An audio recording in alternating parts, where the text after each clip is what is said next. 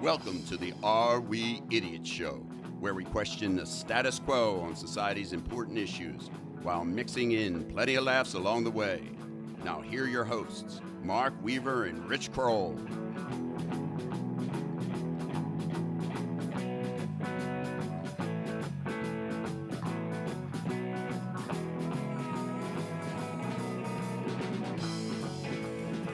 Hello again, everyone, and welcome to another edition of the Are We Idiots Show. We are your hosts, as always, Mark Weaver and Richard Kroll. Richie, how are you today, buddy? Marcus, doing well. Thanks for asking. You know, I love this time of year. The weather starts to get a little cooler. Football, well, at least NFL football is coming back. It's just a great time of year to be alive.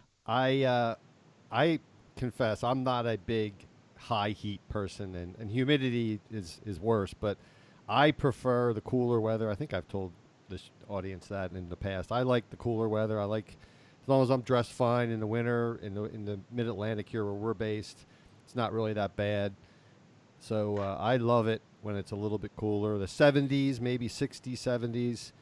Not only was it the best time for music and classic rock, but it's also a good temperature to live in. So, wow, I like how you combine those two, and I don't disagree. I mean, clearly the 60s and 70s were the best music era of all time. I'm I think low 70s, no humidity is my favorite temperature. Now, a lot of people will say that you and I are not very musically diverse because I think we both agree that we like the same music, classic rock, from the same genre, but a lot of people say we're missing out on a lot of good music, but I plead guilty. I'm kind of narrow-minded when it comes to my music taste. I do like jazz. I do like classical music periodically if I'm in the right mood, even country music once in a while, but 90% of my music listening is within a 20-year period probably. Well, and let's clarify something. I respect all music genres. I mean, there's a time and a place for a classical song, a country song, even a rap song. A Cardi B song. There's no time for any music from Cardi B. We can get into that later. But the truth is, musicians today rely on synthesizers and computers and mostly bubblegum pop to sell records. The 60s and 70s were the last time every single thing they touched was their hands on instruments. Guitars, drums, trumpets, horn sections, saxophones.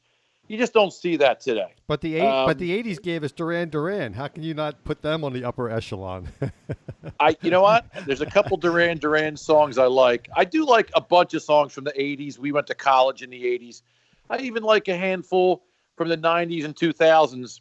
But as far as pure volume of lyrics and actual musical ability, nothing beats the 60s and 70s. Let's just get that straight, millennials. Let's just get that straight right now. That could even classify as your tip of the day, but I will give you the opportunity to share more wisdom than you just shared. Do you have a tip of the day, Richie? Yeah, there was no charge for that previous tip of the day. So, folks, I don't know how many of you have bought into new construction. I don't know how many of you have purchased recently a new refrigerator, HVAC, toaster oven, microwave, television, etc., etc. However, if you have, please register your appliance or item for its warranty. And I'll tell you why, right? We all hate paperwork, but whenever you get one of these things, it says, please register. And you think, I would say probably 80, 90% of most, no, probably not you, because you're one of those on the rails Americans, but 80 or 90% of all Americans, I don't feel like filling out that paperwork. I don't feel like filling it out and mailing it in, or going online and filling it out and putting my name and address and number and email. And it's too invasive. And now they knew who I am. But guess what?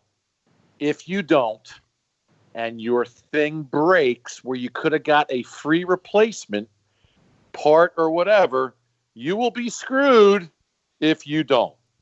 So I just learned that with my HVAC. I thought the builder who was responsible for registering the new HVAC, had done it. I didn't check, and it's 4 years and 8 months old, and I got a big problem, and it's going to cost me anywhere from $1,200 to $1,900.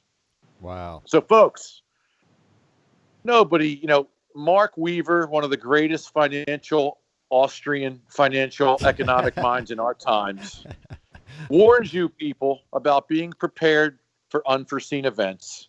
Not many of us have 1,000 or 2,000 sitting around to fix an HVAC. So, folks, register all your devices, all your appliances, anything that comes with a warranty.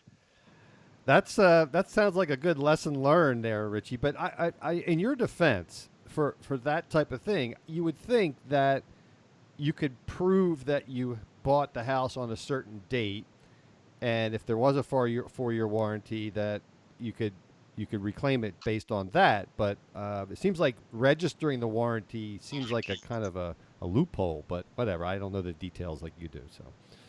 So there's loopholes everywhere in our lives. Well, that was a good tip, Richie. And wanted to thank our patrons, Mark Zlotnikoff, who actually doubled up and just sent us another nice donation recently. Eric Weaver, George Muldoon, Mike Smalls, Chris Barbie, Dr. Dave Nadler, Alvaro Puga, Rick Linares, Darren Tapp, Scott Carney, Larry Helms. Boy, it's a long, long list, and it could be even longer if you're listening. You want to go to our website, areweidiots.com, go to supporting listeners, and under there's our link to our Patreon site. And for as little as $5 a month, $8 a month, $10 a month, or even the maximum, the platinum is $15 a month to be a sponsor of this great content. So we'd love to add you to the list of people that we thank each episode. And let me say something about that, because I have a lot of friends that know if they reached out to me to donate to their cause, or the bike-a-thon for this, the bike-a-thon for that, the marathon for this, the marathon for that, I always threw in if you asked me. So a lot of these people have stopped asking me. It's almost as if they think I'm mad at them if they don't donate to our show. So I've created friends and I've lost friends because of this show. But folks, start asking me again. I'll donate. Just make sure you donate back to us. Yeah, and I don't even care. It's not a quid pro quo. I'm not keeping score. But I look at it as, hey, listen, if one of my friends was writing a book, or doing an album, or doing something creative, doing an art project, and we needed to do a showing or something like that, I think it's nice to support the arts, and particular people that are trying to do it. And this is a creative outlet. And hopefully you're getting some value out of this. We think we're providing good value. A lot of people have told us that they really enjoy our show. We're coming up this fall. This will be our 3rd year at the end of this year. So that's kind of amazing that we kept going. So I got to believe you've gotten some value out of this, listening to all these 89 shows. So hopefully you'll feel led to support us. If not, please keep listening and share our show. If you can't support us financially, please send it to someone that you know. Say, hey, take a listen to these guys. They're kind of fun and informative all in one. So, Richie, and I assure you, listeners, that Mark is keeping score. So just let's be honest. I actually don't do that. I'm a pretty generous guy. Anyhow, Richie, we have a fun show. This is kind of, you already mentioned, end of summer, and we thought we'd just do a laid back show of all idiots of the week. We did this, I think, 2 years ago. We had some fun. It'll probably be a shorter show. And the format is pretty simple. We're just going to go back and forth and share some recent Idiots of the Week nominees. And at the end, as always, Rich is our all-knowing soothsayer. He gets to pick the best one for the All Idiots show. And hopefully these will be entertaining. As I've said in the past, when we're kind of throwing around ideas about what the format of the show would be, I was, as listeners know, I'm a little bit more serious than Rich. So I was going down that realm. Rich is a little more fun-loving. And so in our compromise, we came up with this Idiot of the Week thing. And Rich really was the one who brought it up. And I'm really glad that we do Idiots of the Week because it is fun. And, Rich, I laugh constantly throughout the week, but, this is one where I really laugh when I... Yes, I don't know that any of my friends that laugh more than you on a regular basis. See, but you can't say I don't laugh because every episode I laugh on Idiots of the Week. So you cannot say I don't laugh. So I think No, you do have your moments. We just wish it was, more consistent through the week. All right, Richie. So here we go. And again, no particular order to these, but I think the listeners will enjoy. The mayor of Luray, Virginia, Barry Pressgraves, told a hometown news organization, quote, "Hell no, I'm not resigning," after calls for him to step down after a now deleted Facebook post that read, quote, "Joe Biden has just announced Aunt Jemima as his VP pick." Obviously, everyone knows that Biden recently picked Kamala Harris. And by the way, Kamala Harris is Indian, Jamaican, and actually she married a Jewish guy and raising Jewish kids. So she's kind of biracial by ethnicity. So he's not even. Is that even a word, by ethnicity? I don't know, but I made it up. It sounded good. And let me continue. Pressgraves didn't specify what inspired his post, but a satirical website had posted a story with a similar headline several days earlier. In the subsequent days since he deleted the post, Pressgraves had a variety of comments to questions about it, including, quote, "I thought it was humorous. I had no idea people would react the way they did. I think people have gone overboard with this. It's an election year. I don't even I don't even depict that as racist. I ate Aunt Jemima all my life." This guy is really with it. And lastly, the ubiquitous, "I don't have a racist bone in my body." Clearly. So Richie, you can feel free to make a comment before you do yours, but we're not making a judgment on the winner until the end. But there's a good strong right out of the gate. There's a pretty strong nominee for an idiot. Well, especially in arguably the most sensitive racial times in our history, as far as visibility, awareness, recognition, and all the and I think all these brands are going overboard with pulling certain brands and names that have been around for 50 or 100 years. But Aunt Jemima obviously has been recognized as a negative connotation, and to say that because you've used Aunt Jemima syrup or pancake, whatever, it's just comical. And the fact that this guy is, running a city is even more comical. He doesn't have a racist bone in his body, Rich. Come on. He doesn't. Not one. Not that I can tell. One. All right, Richie, what do you have? All right. So this is, a lot of my stuff today will be around pampered, clueless societies, especially on the celebrity side. But this one is the following is a transcript of a 9/11 call from San Clemente, California. All right, so I'm just going to go through. It'll be dispatcher woman. Gotcha. Dispatcher.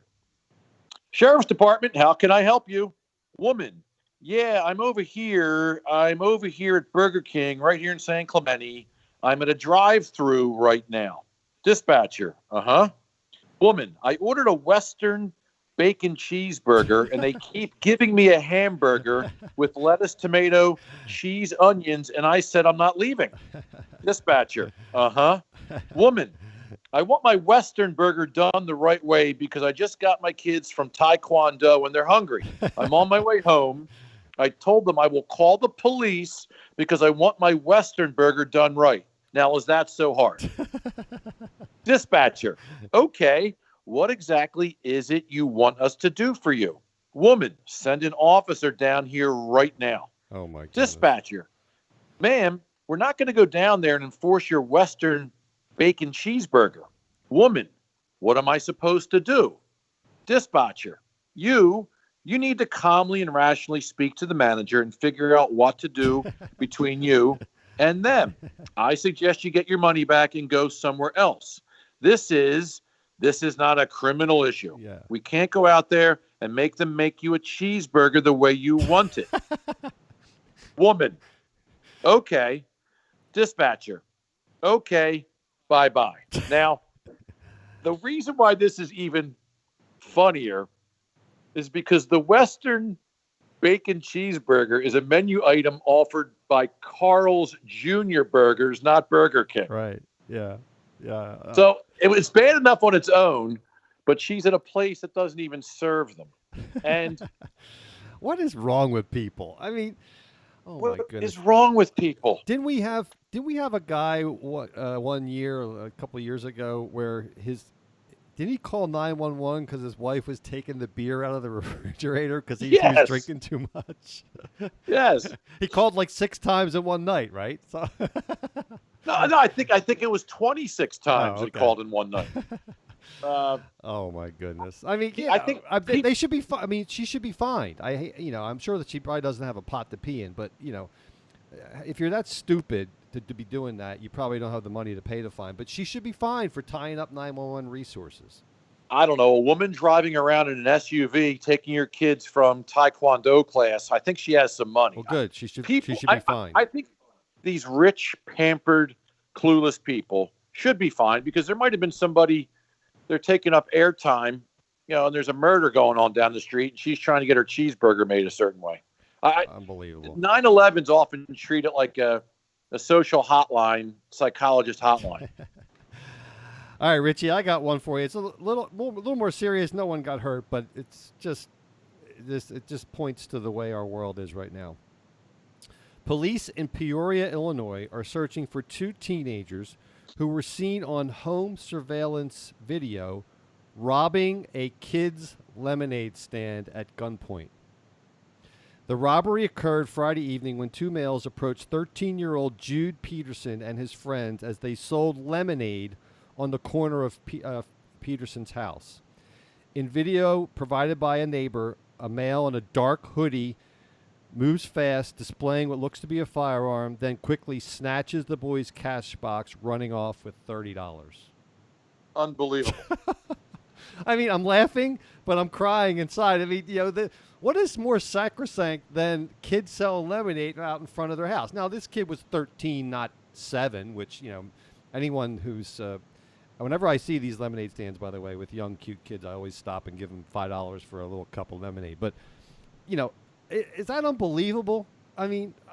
it's beyond reprehensible. Yeah. I mean... At gunpoint.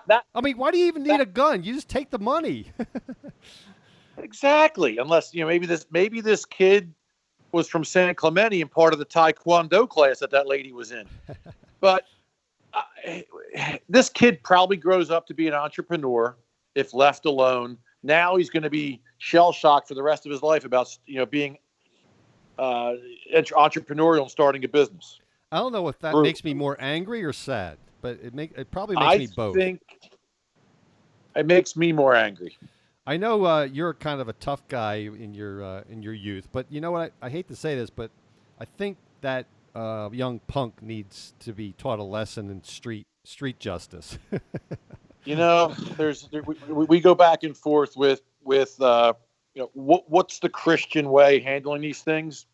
I gotta believe Jesus would have clotheslined this guy running down the street. He did throw out the money changers. That Jesus, remember that? He threw out the money changers. Well, yeah, this guy deserves a bit of a shakedown. All right, Richie, you got one for me? Yeah. So again, the more money people have and the more eccentric they are, the weirder they typically are as well. Earlier this month, Tesla and SpaceX CEO Elon Musk and his Canadian musician wife Grimes announced the birth of their baby boy in a post on Twitter, revealing their son was called. This is tough to figure out. XAE-A-12. Yeah, I saw this. Grimes explained the X stands for the unknown variable. Okay, good. That's something a kid can identify with. The AE, when the A is slanted going into the E, is the Elven spelling of AI, which is short for artificial intelligence, and the word for love in several languages, including Japanese. Okay, a little bit better. A-12 is a special reconnaissance aircraft with no weapons, Right. just a fast plane, great in battle, but not violent, she added. Okay, is your son going to be flying around with jetpacks? He probably will be if he's Elon Musk's son. Yeah. She also said that the A also represents Archangel, her favorite song. Fans were very intrigued as how to pronounce this XAEA12. And the happy couple seem to have different interpretations. Grimes said it's X like the letter X, then AI like A, then I, then A12. However, Musk told podcast host Joe Rogan that it's X, the letter X, then the AE is pronounced like Ash, and then the A12 is my contribution, he said. So X, Ash, AXI 12 what is the couple's first child together. Musk has 5 other children from a previous marriage. So do parents realize what they do to their kids? I mean, maybe this kid's going to be in $1 million private school. No one's going to care. But Right. like, Well, I think that kids have to live with these names. wasn't there an update to this? I thought California rejected the name somehow. They said that they couldn't name him that officially or something. There was, again, I don't have all the details, but I think there was some update that they couldn't actually follow through with that particular name and register it as a on the birth certificate or something like that. So we'll have to get back to the listeners in a subsequent report on what happened there. But it is odd, and he is odd. But he's also a genius. I'm not real thrilled. I probably never said this on this podcast, but I'm not real thrilled with Tesla, even though it's a darling of the financial markets right now. But Tesla basically built. I'm going to go off on a tangent here a little bit. Basically he built the business on taxpayer subsidies, and Tesla has actually only reported profits the last 3 or 4 quarters when the stock's been going crazy by selling energy credits that they got. They're not making money selling cars. They're selling energy credits and therefore making a profit. So, I mean, you and I lived through the dot bomb, Richie, the late 90s, where there was, pets.com and all these other crazy businesses that weren't making money and stocks going crazy. And that ended in a lot of pain, including some of my own pain.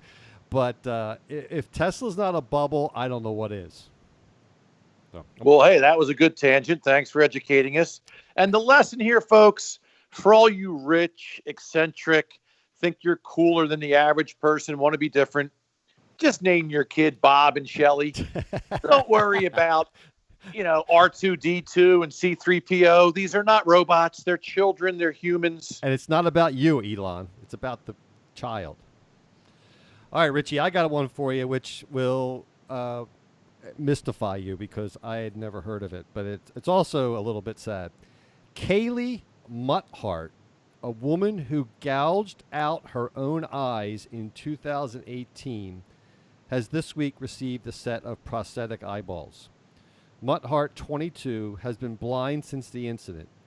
In footage of Dr. Joseph Gorin's placing the prosthetic eyes in, the South Carolina resident was all smiles. Muthart's story garnered much attention in 2018 after she took out her own eyes during a meth-induced psychotic episode. Quote, coming off meth was awful, physically and mentally. There was hallucinations. What? I can't even say it. Hallucinations? What? How do you say it? Hallucinations? Whatever. She hallucinated. Hallucinations. She hallucinated. And psychosis, but I overcame it thanks to God. Mutthart was working on a book about her journey to sobriety. So, have you ever heard of prosthetic eyeballs? It is unbelievable. It's amazing the technology, the medical technology. It's sad how she had to get there. Yeah, but do they mean just, fake glass eyeballs so she looks normal, Yes. but they're not functional? Yes. Or do they mean like Yes. little eyeballs that actually work? No, they're just prosthetics. They don't actually work for vision, but she actually has eyes now, so she can actually I don't know what it does, but it makes her look more normal, I guess. So it's Well, it's I think it's a what was it? Nancy Reagan said, "Just say no to drugs." Uh, Kids, don't do meth. You might end up gouging out your own eyeballs. yeah, sometimes something horrific can lead to something good.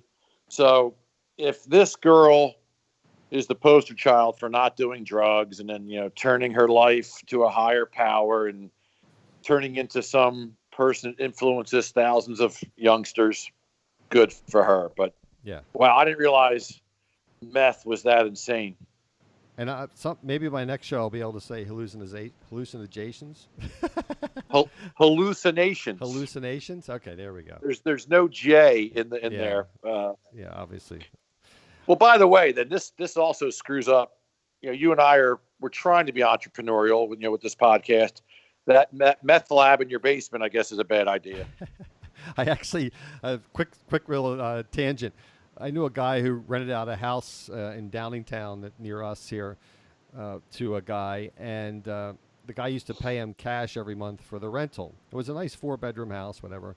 And this guy lived in our area, so he didn't really go out there that much. And it turned out it was like a year that he never went out by the house. So eventually the guy stopped paying, and he went out to the house to visit. Here the guy had built like a meth lab in the basement and a pipe right up through the house. He was like producing meth in his house. It was a nightmare. So anyhow, sorry. Oh, geez. All right, Richie, next one for you. All right, so we're going to go back and forth. I might do one or two at a time. These are all, obviously we live in coronavirus times. So these are all going to fall under stupid, idiotic coronavirus comments by celebrities. Go for it. So I'll start with Dr. Phil. I kind of like Dr. Phil, but apparently, it just makes you realize how much stuff is said on television or radio or social media that's not fact checked. But if a celebrity says it, so Dr. Phil likened fatalities from the pandemic to swimming pool deaths. The former psychologist also demonstrated why he's not a mathematician. Oh, boy. Dr. Phil said, 360,000 children die each year from swimming pools, but we don't shut the country down for that, he said on Fox's The Ingram Angle. Oh, my goodness. When people went back and checked, according to the U.S. Centers for Disease Control and Prevention, it's actually 3,500 people drown accidentally each year in the U.S. Right. And not necessarily in swimming pools. And not necessarily children, all children either. Or all children. Right. Now, Dr. Oz on the same cable channel chimed in with this about reopening schools. This presents a very appetizing opportunity to get back to normal because the potential number of dead from doing so, according to a study he read, may only cost us 2 to 3% in terms of total mortality. So it's actually children are something like 0.0002 to 0.0003% of the deaths. And also a new study is showing 94% of all coronavirus deaths, or roughly, 300,000 of the 360,000, whatever the new numbers are, result from people with underlying conditions. So, and I like Dr. Oz too. I've actually learned some cool things from him through the years. But here's two very respected doctor, nutrition, psychologist types, and their numbers are so screwed up. Their comments influence people, and it's just stupidity. My wife was actually on the Dr. Oz show a couple months ago. That was kind of crazy. As a participating guest? Yeah. So too much detail to explain here, but yeah, it was kind of fun. She was on for like a 5-minute segment, no big deal. But all right, Richie. So should I go with mine next? Yes, you go next. Also a coronavirus themed. I have a couple of them as well. An investigation is underway after an MTA bus, MTA is New York, was taken over in Queens early Sunday morning, this is a couple weeks ago, by dozens of people for a pop-up party. The hordes descended on bus 7239 as the driver took it out of the Grand Avenue Depot around 4 a.m. The bus was stopped by double parked cars, and when the operator tried to get them to move, dozens of people swarmed onto the bus for about 30 minutes of partying. There was smoking, dancing, nudity, and no masks involved, and obviously no social distancing. Officials say the group violated multiple health and safety laws, and as promptly as they got on, the crowd left the bus within about 15 or so minutes. I can go on, but basically the party goers, of course, Rich, took photos and videos of what they were doing and later posted it on social media. Now, it's like why this can't you wear a anarchy. It's mask? like this anarchy going on. They just feel like people can just take over anything they want now. Oh, yeah, and we're going to be doing an episode, I believe, coming up on the cancel culture and the rioting culture and the woke culture, because that's very interesting new mentality. But I'm curious, why can't you wear a mask if you're completely naked and partying? I guess you That want. may actually help your chances. Well, I guess they wanted to be seen on social media and identified because it was a point of pride, evidently, to them. But I remember when I used to party naked, I always wore a mask. Typically a Homer Simpson mask, but it's much easier to get away with things that way. I got another one after this, but you go, Rich, for your next one.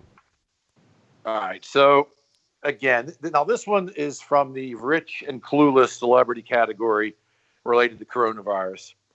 So Jennifer Lopez, speaking from her 14,000 square foot, $27 million home, is focusing on her health and the wellness of others as she self-quarantines in her painful situation with fiance Alex Rodriguez in an effort to help quell the coronavirus. Now, you're talking about a home, right? So I know a lot of people are stuck in their one-bedroom apartment or their 500 square foot house or in the middle of a hot city or, pretty bored. And it's getting easier as things loosen up, but things are starting to close down again. It's back and forth.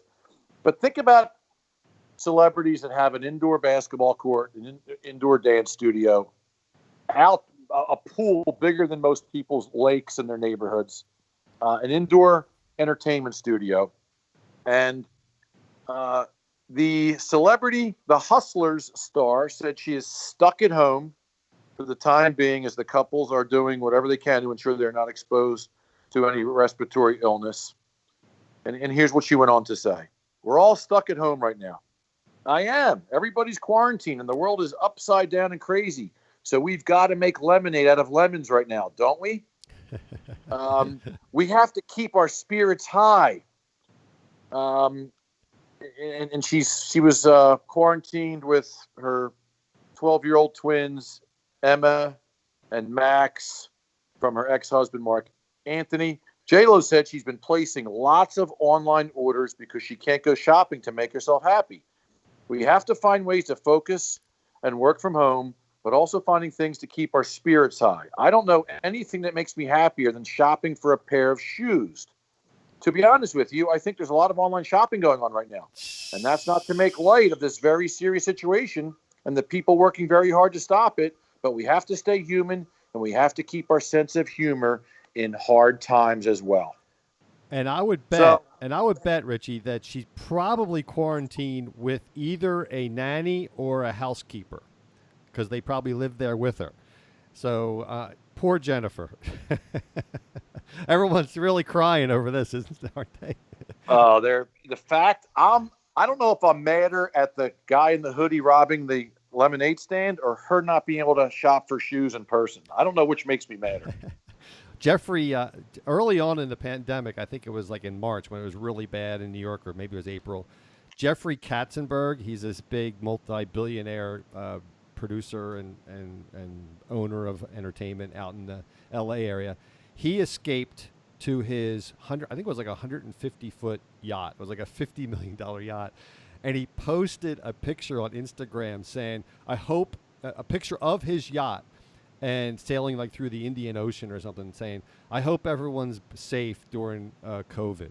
and he got Oh, he thanks. got Yeah. ripped so bad. Oh, and he deserves it. All right, Richie. So I got one here, similar, COVID related. A Florida sheriff has banned his employees and anyone visiting his offices from wearing a mask during from the pandemic.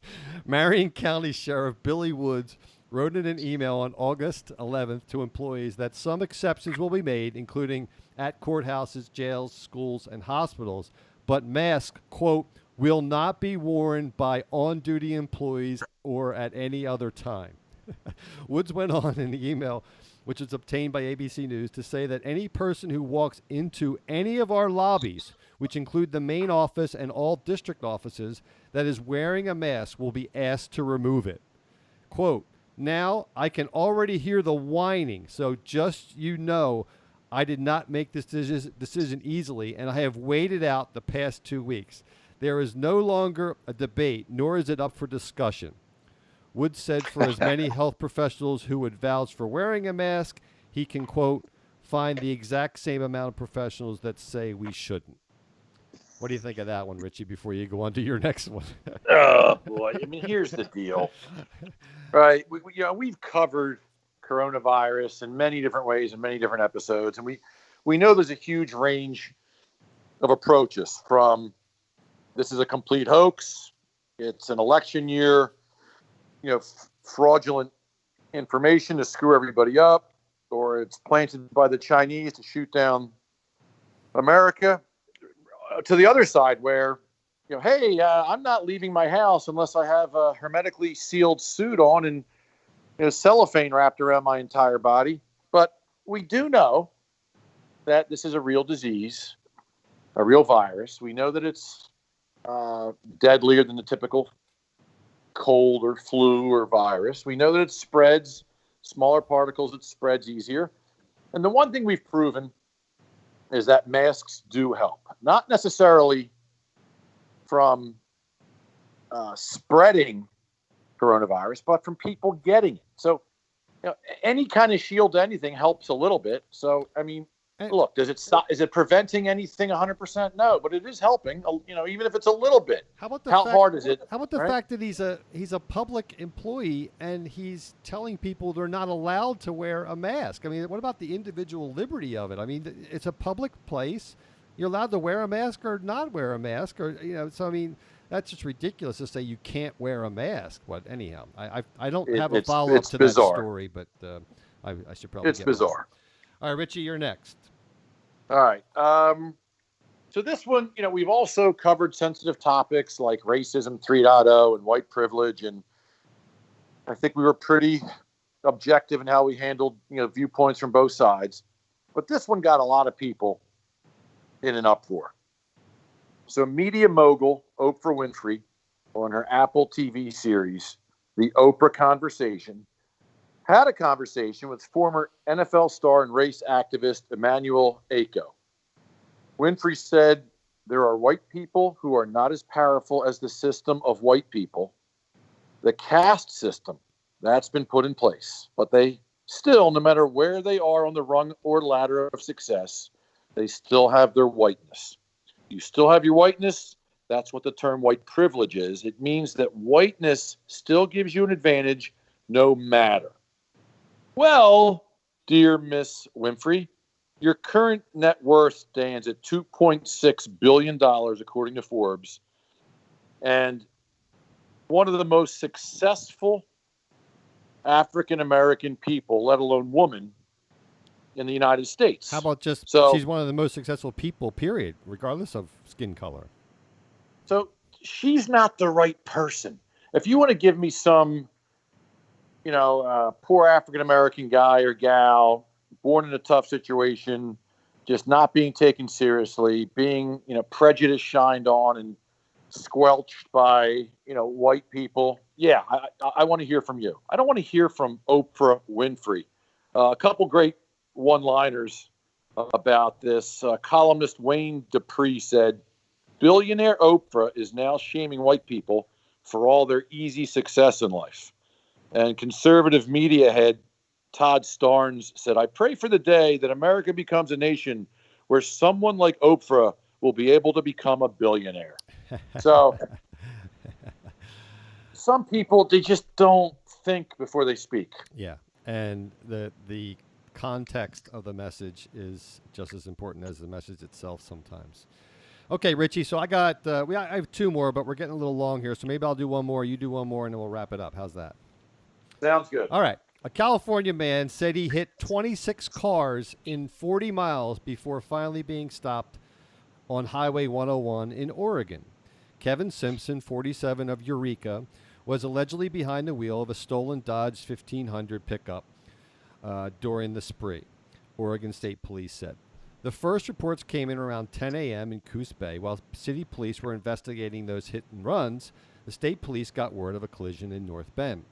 The driver reported being struck from behind while stopped at a traffic signal on 101. The suspect's vehicle then accelerated, pushing the other car into the intersection and heading north on 101.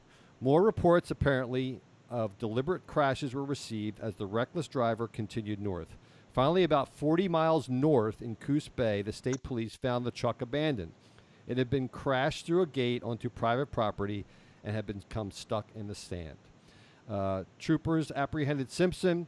He reportedly told them he believed he had hit at least 26 cars.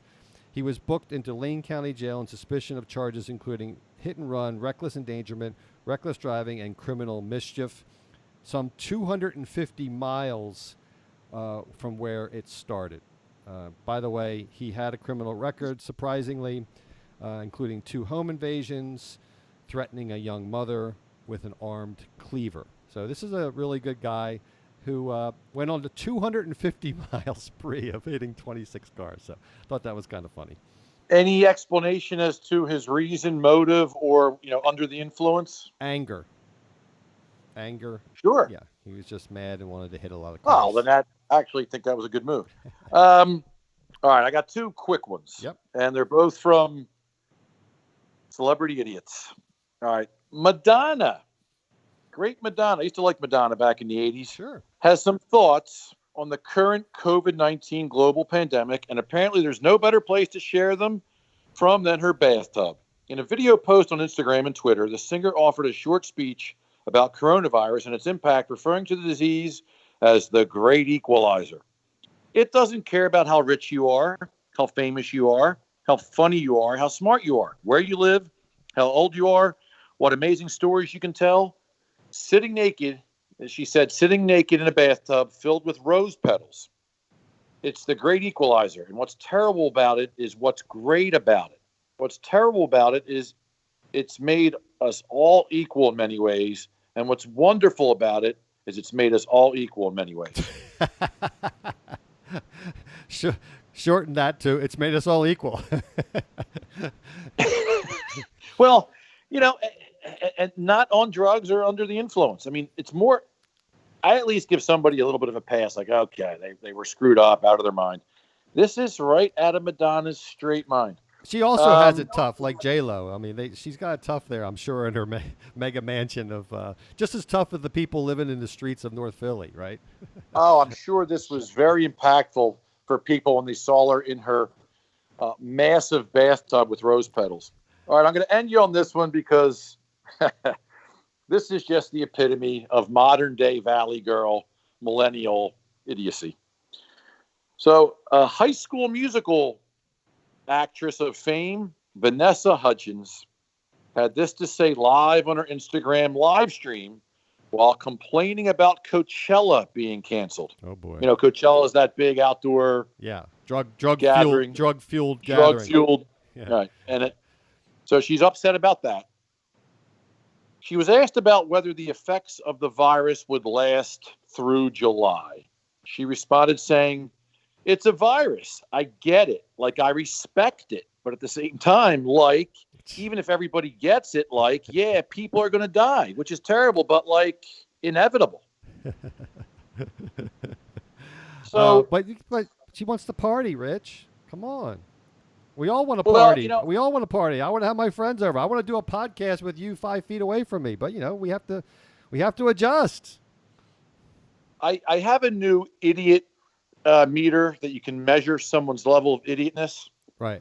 divide the amount of sentences by the amount of times they use the word like.